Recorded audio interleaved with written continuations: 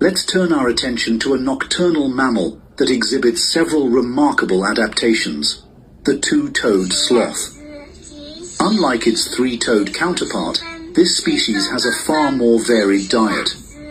The key reason for this is that it forages primarily at night, which allows it to avoid competing with other animals for food resources. As a result, two-toed sloths have access to a wider range of plant species and even some small animals, unlike their more restricted relatives. Another crucial adaptation in two-toed sloths is their highly flexible head, which allows them to observe their environment more effectively. Unlike many other mammals, these sloths can rotate their heads at a much greater angle, providing them with a broader field of vision. This increased mobility is advantageous in detecting predators and potential threats, even in dense forest environments. Additionally, these animals possess the ability to regulate their body temperature based on surrounding conditions. Unlike many mammals that maintain a constant internal temperature, two-toed sloths can adjust theirs depending on factors such as humidity and ambient temperature.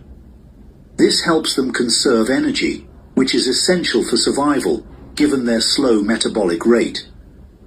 Furthermore, a rather unusual but effective form of camouflage assists them in blending into their habitat. Their fur hosts algae, which give it a greenish tint, allowing them to merge seamlessly with tree foliage. This mutualistic relationship benefits both organisms. The sloth gains improved concealment from predators, while the algae receive shelter and nutrients from the sloth's fur. Moving on, let's discuss another nocturnal species, the North Island brown kiwi, which has developed distinct adaptations to survive in its habitat.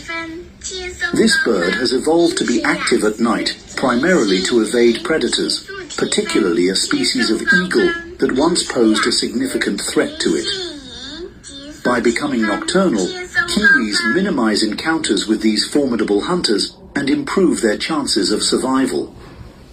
Interestingly, kiwis do not rely much on vision, as their eyes are poorly adapted for detailed sight, especially when it comes to perceiving colors. Unlike many birds that use their eyesight to locate food, kiwis compensate with an exceptional sense of smell. Their nostrils are located at the tip of their long beaks, a rare feature among birds, allowing them to detect insects and worms hidden beneath the soil. This heightened olfactory ability is a crucial survival tool in the darkness. Another surprising trait of kiwis is the size of their eggs. When compared to their body proportions, kiwi eggs are exceptionally large. In fact, a single egg can take up about 20% of the mother's body, making it one of the most disproportionate egg sizes in the animal kingdom. This unusual adaptation ensures that kiwi chicks hatch in a well-developed state, giving them a better chance of surviving in the wild.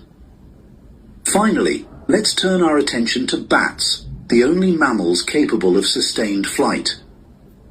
One of their most remarkable adaptations is the presence of specialized skin on their ears, which enhances their ability to use echolocation. Bats emit high-frequency sounds that bounce off objects, allowing them to interpret the returning echoes and navigate through complete darkness.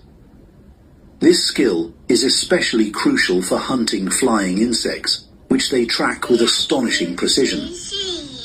An additional fascinating feature of bats relates to their sleeping posture.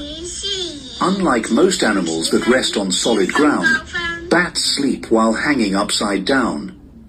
This is made possible because their claws remain securely hooked onto surfaces due to gravity.